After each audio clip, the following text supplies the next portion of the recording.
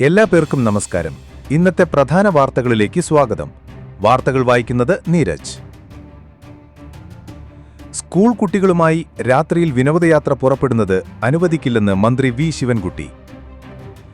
Electric ബസ്സുകളെ തള്ളിയും diesel ബസ്സുകളെ പിന്തുണച്ചും മന്ത്രി ഗണേഷ് കുമാർ വീണ്ടും രംഗത്ത്.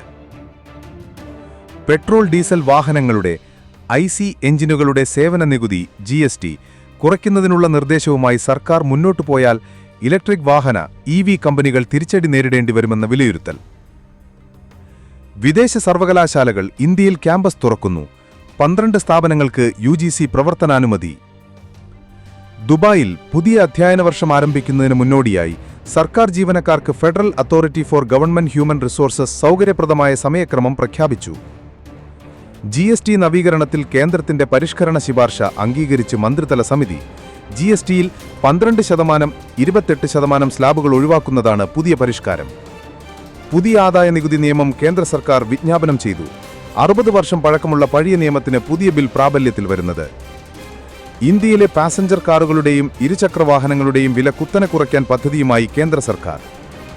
ഇന്ത്യയും പാകിസ്ഥാനും മാത്രമുള്ള കായിക ചാമ്പ്യൻഷിപ്പുകൾ ഇനി ഉണ്ടാവില്ലെന്ന് കേന്ദ്ര കായിക മന്ത്രാലയം വ്യക്തമാക്കി.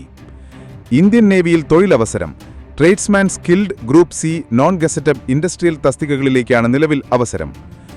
https://onlineregistrationportal.in വഴി അപേക്ഷിക്കാം. ഓൺലൈൻ വിദൂര വിദ്യാഭ്യാസ കോഴ്സുകളിൽ പ്രവേശനം നേടാനുള്ള സമയപരിധി ഒക്ടോബർ 15 വരെ നീട്ടി.